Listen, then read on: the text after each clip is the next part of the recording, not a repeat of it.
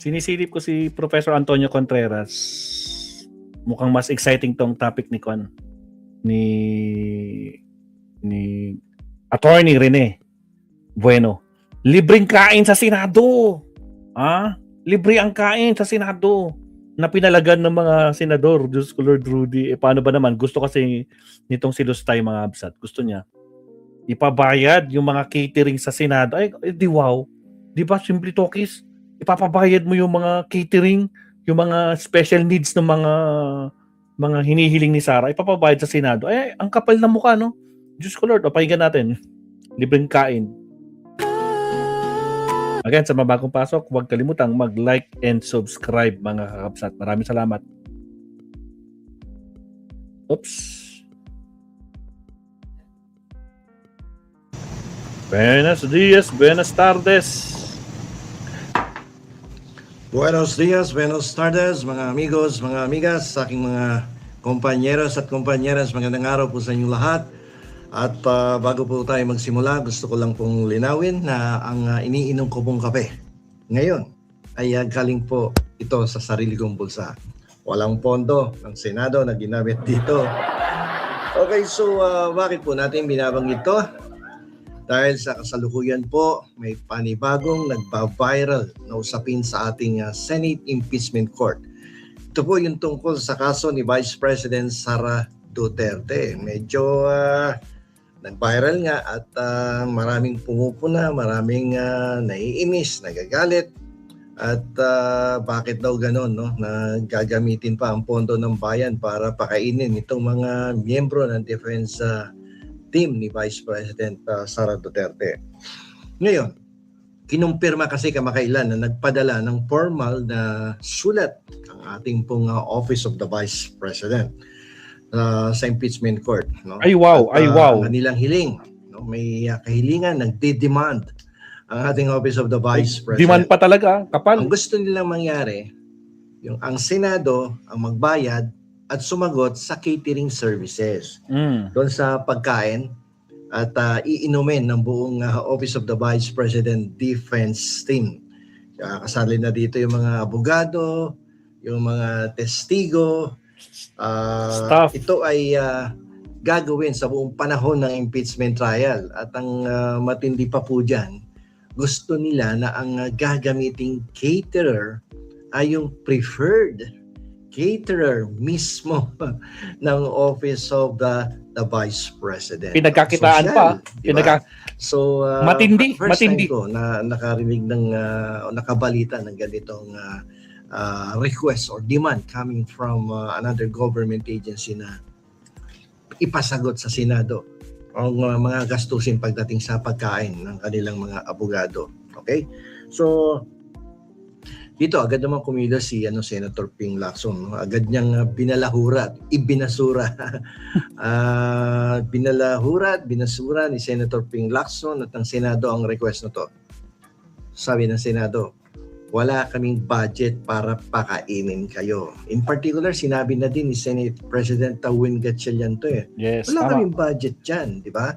So, hindi namin kayang pakainin yung buong defense team ninyo. Gumastos kayo ng sarili nyo. Parang gano'n ang dating, di ba? Hindi rin ito pinalampas ng ating House's Deputy Minority Leader at Akbayan Representative na si Percy Sendanya. So, sa isang Facebook post na nabasa ko, humirit siya. Sabi niya, si VP Sara, siya yung kaibigan mong nag-RSVP ng 10. Pero demanding pa sa buffet. Parang mas concerned pa siya sa catering kesa mismo doon sa kinakaharap niyang kaso sa impeachment trial court. Okay? Ang inaatupag daw ay yung catering services imbis na ang atupagin yung preparasyon ng kanyang depensa. At nang siya ay tuluyan ng mapawalang sala dyan sa impeachment trial court, bakit tong caterer ang inaatupag? No? So dinagdag pa niya dito, ito joker din minsan to si Congressman Sendanya. Dagdag niya dito, blood bath ba talaga o birthday party ang gusto ng Vice President? At ang paboritong lahat na biro niya sa mga chismis ukol sa negosasyon sa pagitan ng prosecution at defense. Sabi niya, kung tutulungan daw ng prosecution team ang defense pwede kaya silang makikain pa sa catering ng Office of the Vice President. Ay nako, so dito ano na lang, matatawa ka na lamang sa nagiging development dito sa impeachment trial, no? Pati itong kakainin ng mga abogado, ng mga testigo, parang pinoproblema pa at mukhang naging katatawanan pa ang mga nagiging demand, no, from the Senate. Okay? So mga kasama, nakakatuwa man pakinggan sa pampublikong chismis. Napakalalim ng usaping pambatas at pampublikong etika rito. Pag-usapan po natin ito gamit ang ating mga batas at desisyon ng Korte Suprema. Siyempre, alam niyo naman, dito po sa ating channel, hindi po pwedeng magkaroon tayo ng episode without citation of our existing laws and jurisprudence. So, dapat may rekado tayo ng batas at jurisprudence. Okay? So, susuriin natin to. May karapatan ba ang isang akusado sa impeachment trial na magpalibre ng kain sa Senado? Grabe, no? Papalibre pa. Well, talaga grabe ka, attorney, ha? Talagang yung isang akusadong tulad ni Lustay, magpapalibre pa. Diyos ko, Lord. Akusado, no? Doon dyan sa Senado. Alam mo po, pag-usapan po natin ng saligang batas. No? In particular, yung Article 6, Section 29.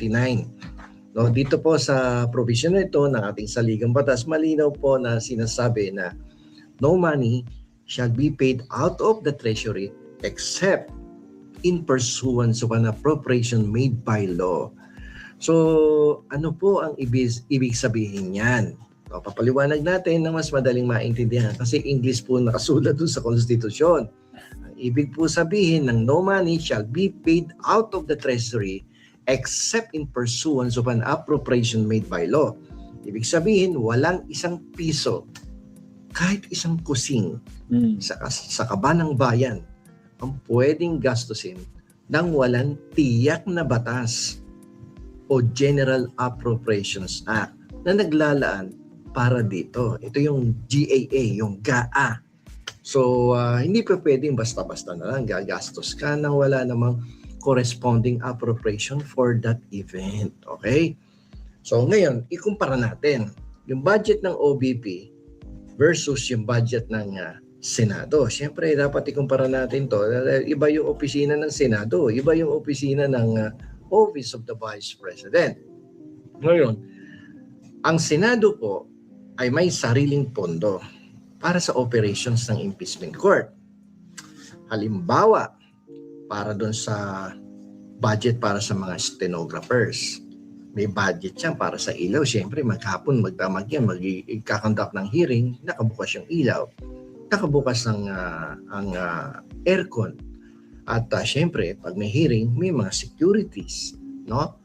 Ang Office of the Vice President naman ay may sarili ring hiwalay na bilyong-bilyong pondo para sa General Appropriations Act o yung tinatawag nating GAA. Okay.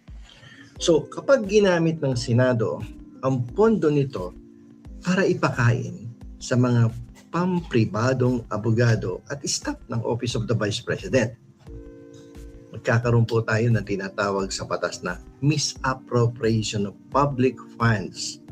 O sa madaling salita, yan po yung tinatawag, yan po yung tinatawag na malversation sa ilalim po ng Article 220 ng Revised Penal Code. Okay, so if I'm not mistaken, nabanggit ko natin to, na ipaliwanag na natin, in the past itong malversation of public funds under Article 220 ng Revised Penal Code. Subscribe to Shopee VIP with daily 20% off vouchers, free shipping, and free access to your favorite app. Subscribe now! Okay. Alam niyo po sa batas natin, ito nga, may tinatawag tayong technical malversation. May tinatawag natin ang tayong konti, bilisan technical natin. malversation o yung, sa madaling salita, ito po yung gagamitin mo yung pondo ng proyekto ng Project A, yung pondo ng Project A, gagamitin mo para sa Project B. Ngayon, ganito yan. Parang kapag binigyan ka ng nanay mo ng 500 piso, pambayad sa Meralco, pero ang ginawa mo, imbis na ibayad mo yung 500 pesos sa Meralco, ibinili mo ng isang packet ng Chicken Joy dahil gutom ka na. Ang tawag doon sa bahay nyo, mali. Di ba? Mali yung ginawa mo. Pondo yon para sa pambayad ng kuryente ninyo. bakit mo binili ng isang packet ng Chicken Joy? Ang tawag doon sa gobyerno, krimen. Kaya tama lang ang Senado na ayaw nilang pagbigyan ang demand ng Office of the Vice President na magpa-cater Ice train, na shout out. sasagutin ng Senado ang gastusin. Abay, papakainin mo yung akusado, papakainin mo pa yung mga testigo nila. Abay, ano yan? Siniswerte. Paldo. Ngayon, meron pang isang provision dito sa ating Constitution. Bukod sa Article 6 ng Constitution, may isa pang napakalaking pader na mababangga dito sa hiling ng Office of the Vice President. Ito po yung Republic Act number 9184 o ang Government Procurement Reform Act. Di ba? So, sa ilalim po ng batas na to, ang lahat ng pagbili ng kagamitan, serbisyo o catering ng gobyerno ay kailangan po dumaan sa competitive public bidding. O yung tinatawag tama, nating public bidding pa. pampublikong pagpapasubasta. Cora Vidal, shout out. Di ba? Palaging ganyan ang proseso sa gobyerno po. Kada may bibili niyan, no? Dapat yan dumadaan sa public bidding. Pag hindi mo pinadaan dyan, magkakaroon ka ng problemang legal. Sasakit ang ulo mo dyan. Ngayon, gusto ng OVP, Office of the Vice President, na Senado ang magbayad. Pero, itong catch dito, yung Office of the Vice President ang pipili ng caterer ng walang bidding. Naku talaga itong si mahilig sa shortcut method. Naku po, pag ganyan nangyayari, another problem yan. Kapag ginawa yan ng Senado, direktang lalagpas ang mga senador sa probisyon ng Republic Act 9184 at ng Anti-Graft and Corrupt Practices Act, Republic Act number 3019, Section 3 na naman, Paragraph A, dahil sa pagbibigay ng unwarranted benefits, no, or reference sa isang paboritong supplier. Yung favorite topic natin to, Republic Act 3019, Section 3, Paragraph E. Ayan na naman tayo. Pag yan kinagat ng Senado, mamumroblema sila sa legal na bagay dito. Ngayon, para lalo nating masuportahan ang ating diskusyon ngayong episode na to, meron ding isang jurisprudence na related dito sa demand na to ng Office of the Vice President. Ito po yung Arias versus Sandigan Bayan at Luciano versus Estrella. Ngayon, ayon sa jurisprudence ng Korte Suprema sa kasong Luciano versus Estrella, yung paglaktaw po sa tamang bidding, yung pag nilagpasan mo yung tamang bidding process para paboran ang isang particular na supplier o contractor, yan po ay pahiwatig ng bad faith at hayag na paglabag sa Anti-Graft and Corrupt Practices Act. Yari ka. At ayon naman po sa Arias Doctrine, decided by the Supreme Court to, kahit pa mataas na opisyal ka, may pananagutan ka kapag pinalusot mo ang mga irregular na gastusin ng pondo ng bayan. So hindi pa pwede yan. Biruin mo, meron na tayong sa public bidding law, meron tayong Anti-Graft and Corrupt Practices Act, at meron tayong provision sa Constitution. Biruin mo, sasagasaan mo mga batas na yan para lang masunod ang wisyo ng isang mataas na public official. Delikado po yan. Isipin nyo na lang ganito. Paano kung sabihin natin, paano kung pumayag ang Senado na i-cater ang OVP? Tapos ang napiling preferred caterer ay lechon de leche. Araw-araw, lechon de leche. Di sa gitna ng impeachment trial, ganito mangyayari. Habang mainit ang pagtatalo, habang mainit ang debate sa confidential funds, no, tungkol dyan sa grave threats na yan, na ibinibintang laban sa ating vice presidente, ang maririnig mo doon sa background. Objection, Your Honor.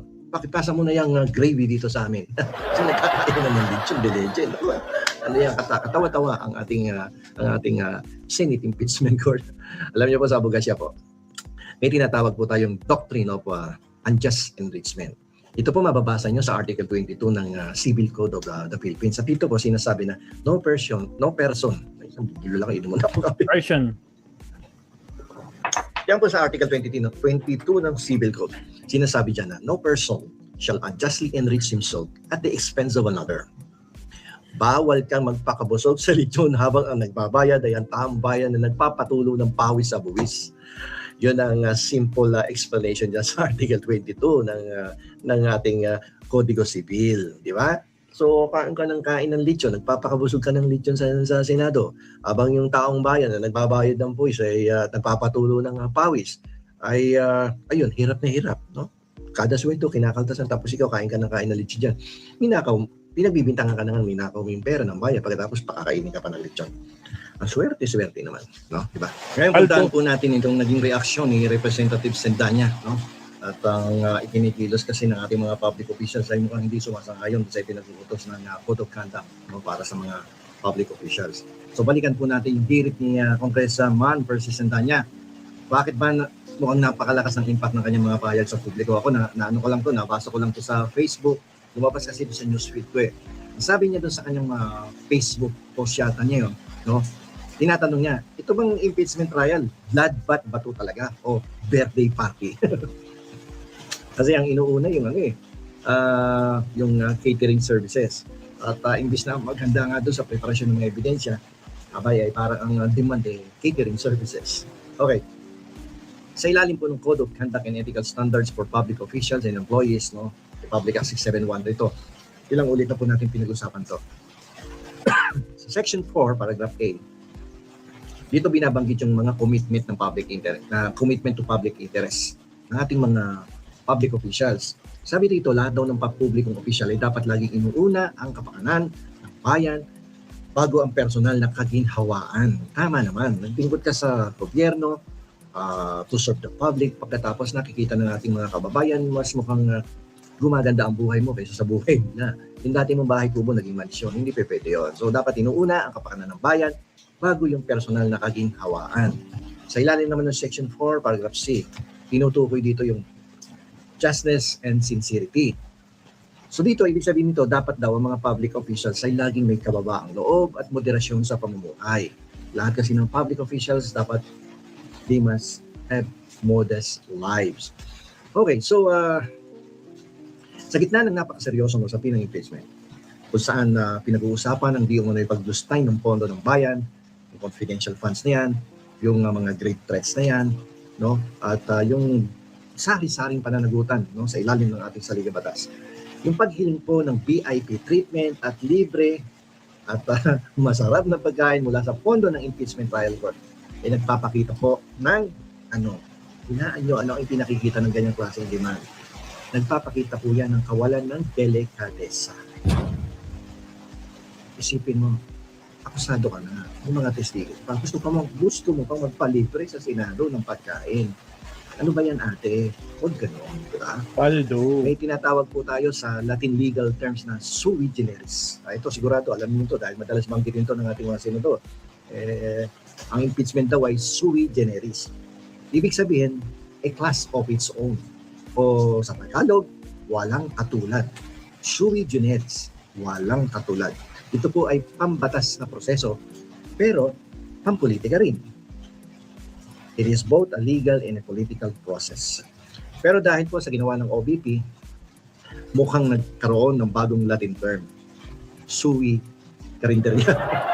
Ang proseso kung saan sinusubukan mong gawing karinderya ang Senado. Sabi nga ni Representative Sendanya, ito si Congressman Sendanya, minsan makikita mo to, akala mo seryoso pag nagbitaw ng salita. Pero minsan joker din to di ba? So sabi niya, kung tutulong din lang pala ang prosecution sa defense, baka pwede namang makikain na din sila. Hindi ito magkakaroon ng bipartisan salo-salo sa gitna ng impeachment trial. Okay, ilalagay mo yung lechon doon sa gitna ng Senate, no? Wow. Sa impeachment court, tapos may kumukurot ng balat ng lechon. Lechon de leche sila, di ba? Sarap nun. Baka pag may ganong handaan na sa Senado, baka pwede namang imbitahan kami mga ordinaryo, mga mamamayan ng matik man naman ng mga hinahanda niyo dyan sa Senado. Tama. Okay. So mga amigos, mga amigas, at doon sa mga mag-aaral ng batas at sa ating mga kababayan, ano po ang aral sa kabanatang ito sa ating ng ating impeachment court? Ano po ang aral? Ang pondo ng bayan, ang ibig sabihin ay para sa bayan. Hindi mo yan dapat ginagastos sa kung saan na hindi naman nakalaan sa ilalim ng ating General Appropriations Act. Ang bawat piso ng gobyerno ay nakatali ito yan sa batas. Hindi ito pwedeng ipamigay, hindi ito pwedeng ipakain sa paboritong caterer ng walang malinaw na legal basis at public bidding. Ito pong ating impeachment court, no? Ito po ay impeachment o korte ng katotohanan. Hindi po yan kainan. Hindi po yan restaurant. Ang taong bayan po ay nakatutok sa impeachment para malaman kung may nilabag na batas ba ang Vice Presidente. Hindi para panoorin kung ano ang menu sa lunch ng mga abogado. Ang tungkulin po ng bawat opisyal ay ipaalala sa atin, no, na ang bawat public official ay dapat maging accountable to the people, no? At yan ay hindi dapat sinusukat sa galing ng caterer, kundi sa katapatan sa bayan ng lahat ng lingkod bayan.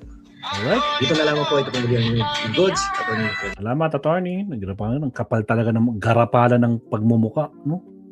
Ipapasagot sa Senado talaga ang mga luho nilang kan na gusto nilang mangyari. Pati ngayon, baka pati yung rep ipabayad. Di ba yung rep coffee maker, sasabi nila, tapos ngayon gusto nila ipabayad sa Senado. Diyos ko, Lord Rudy. O siya, last topic tayo, Senado. Kasi parang gusto ko mag-live pa ng isa. Gusto ko mag-live ng isa kasi hindi tayo nakapag-live kanina umaga eh. Nagkaroon ng emergency, so gusto ko mag-live ulit. Pero anyway, mag-last topic muna tayo dito sa live na to kasi it's already exactong 1 hour. So, countdown tayo. Last topic muna tayo dito sa live na to. Here we go.